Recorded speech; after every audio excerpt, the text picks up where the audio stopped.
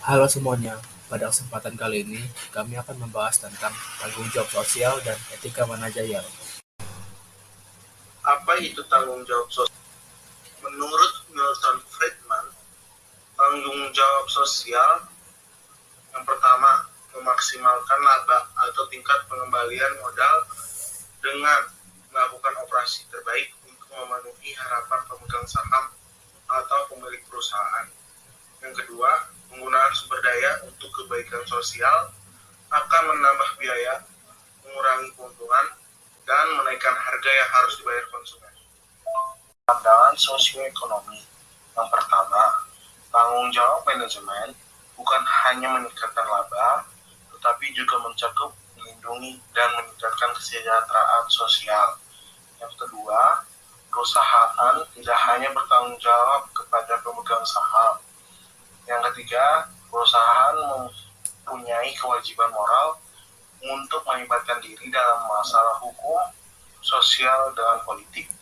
Yang keempat, to do the right thing. Argumen apa saja yang mendukung dan melawan tanggung jawab sosial?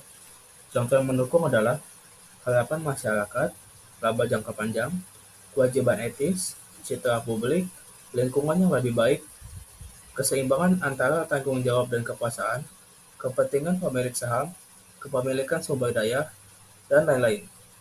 Dan contoh yang melawan adalah menghalangi pencapaian laba maksimal, runtuhnya tujuan, biaya, terlampau banyak kuasa, kurangnya keterampilan dan akuntabilitas.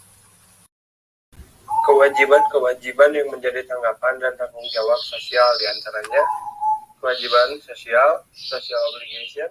Kewajiban perusahaan adalah memenuhi ketentuan hukum dan ekonomis, tidak lebih dari itu.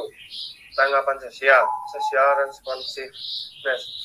Perusahaan harus mampu menyesuaikan dengan keadaan masyarakat yang berubah-ubah. Tanggung jawab sosial, social responsibility.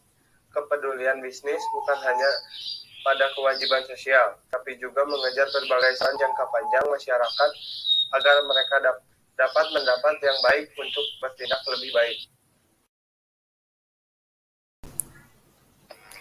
Apa yang dibayar dengan tanggung jawab sosial?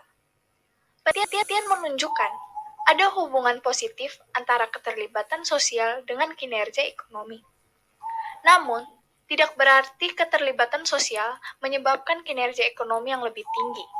Lebih baik diartikan, laba yang tinggi mengizinkan perusahaan mempunyai keleluasan untuk terlibat secara sosial. Yang kedua, reksadana biasanya melakukan penyaringan sosial dengan cara investasi. Investasi hanya akan dilakukan pada perusahaan yang tidak mempunyai masalah dengan tanggung jawab sosial. Yang terakhir, manfaat yang didapat dari tanggung jawab sosial yaitu citra dan konsumen yang positif, angkatan kerja yang lebih setia dengan semangat tinggi, keunggulan kompetitif, penghargaan pemerintah, dan LSM. Kesimpulannya, tindakan sosial tidaklah merugikan perusahaan untuk jangka panjang. Bagaimana organisasi menjadi hijau? Yang pertama, dengan pendekatan umum atau light green. Artinya, perusahaan akan melakukan apa saja yang ditetapkan oleh hukum, undang-undang, ataupun peraturan. Kedua, pendekatan pasar. Artinya, perusahaan menanggapi keinginan pelanggannya untuk menjadi lebih hijau. Dan terakhir, pendekatan pemercaya, yang artinya perusahaan menanggapi tuntutan pemercaya lainnya seperti pemasok, investor, dan masyarakat. Penghijauan manajemen atau manajemen ramah lingkungan merupakan kesadaran akan eratnya kaitan antara keputusan dan kegiatan organisasi dengan dampaknya terhadap sumber daya alam atau lingkungan. Manajemen berbasis nilai. Values-based management atau yang disebut manajemen berbasis nilai adalah suatu pendekatan di mana para manajer menetapkan dan mempraktekkan nilai-nilai bersama. Tujuan dari nilai-nilai bersama yang pertama, pedoman keputusan manajerial. Yang kedua, pembentukan perilaku karyawan. Yang ketiga, mempengaruhi upaya pemasaran. Yang keempat, membangun semangat tim. Penilaian responden tentang nilai yang ditetapkan.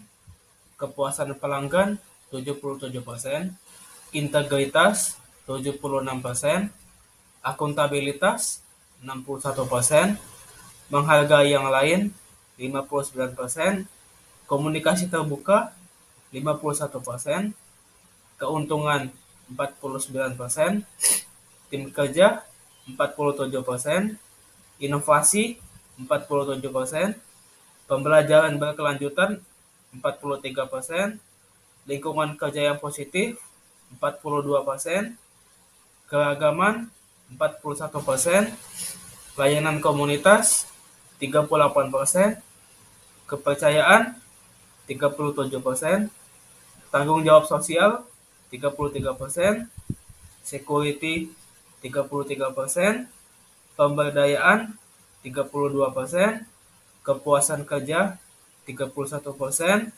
keceriaan 24%. Etika manajerial. Etika didefinisikan prinsip, nilai, dan keyakinan yang menyatakan perilaku benar atau salah. Perilaku etis. Perilaku yang sesuai dengan norma sosial atau diterima umum sebagai tindakan benar atau baik. Etika manajerial. Standar perilaku yang memandu setiap manajer dalam pekerjaannya. 4 pandangan terhadap etika. Utilitarian, pandangan yang mengatakan bahwa keputusan adalah etis apabila memberikan manfaat terbesar bagi jumlah terbesar. Hak, pandangan yang mengatakan bahwa keputusan etis adalah yang menghormati dan melindungi hak dan kebebasan individu. Keadilan, pandangan yang mengatakan bahwa manajer harus memaksakan dan mendorong dilaksanakannya peraturan secara adil dan tidak memihak. Kontrak sosial terpadu, pandangan yang mengusulkan adanya norma-norma etika yang disepakati bersama oleh industri dan rakyat. Faktor-faktor yang mempengaruhi etika karyawan. Perkembangan moral diantaranya, ukuran kebergantungan terhadap pengaruh luar. Tingkat perkembangan moral individu dibagi atas 3, yaitu prekonvensional, yaitu taat untuk menghindari dari hukuman, mengikuti aturan untuk kepentingan sesaat. Sedangkan konvensional, dia memahami apa yang diharapkan orang lain dan memenuhi semua kesepakatan. Sedangkan prinsipal, yaitu menghargai hak individu walaupun bertentangan dengan mayoritas dan mengikuti prinsip etis meskipun tidak diatur oleh hukum. Yang kedua, tingkat perkembangan moral berinteraksi dengan karakteristik individual, desain struktur organisasi, budaya organisasi. Budaya organisasi itu adalah budaya yang kuat menopang standar etika yang tinggi dan akan berpengaruh positif terhadap tindakan dan keputusan etis. Yang terakhir ada intensitas isu etis. Intensitas isu etis itu yang menjadi penentunya, yang pertama konsensus tentang kesalahan, kedua kemungkinan kerugian, yang ketiga kecepatan akibatnya, yang keempat kedekatan dengan korban, kelima konsentrasi akibat dan besarnya kerusakan. Ada 2 karakteristik individu yang mempengaruhi perilaku etis. Pertama, nilai. Di antaranya, dengan memiliki keinginan dasar tentang apa yang benar dan yang salah, serta sesuatu yang dipandang berharga untuk dilakukan. Kedua, kepribadian. Di antaranya dengan memiliki kekuatan ego, yang artinya ukuran kepribadian yang menyatakan kuatnya keyakinan. Locus of control atau tempat kendali, yang artinya atribut kepribadian yang mengukur derajat keyakinan seseorang mampu atau tidak mampu dalam mengendalikan dirinya sendiri. Internal locus, yang artinya keyakinan bahwa ia mampu dalam mengendalikan dirinya sendiri. Dan external locus, yaitu keyakinan bahwa apa yang dialami adalah faktor kebetulan atau keberuntungan, ataupun karena faktor di luar dirinya.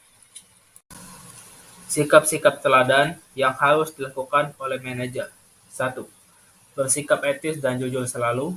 Kedua, nyatakan kebenaran. Jangan sembunyikan atau memanipulasi informasi. Ketiga, ungkapkan kekeliruan dan jangan ditutup-tutup. Keempat, komunikasikan nilai etis bersama lewat simbol, cerita, atau slogan. Kelima, berikan penghargaan kepada karyawan yang memiliki sikap etis dan hukumlah yang tidak memiliki sikap etis.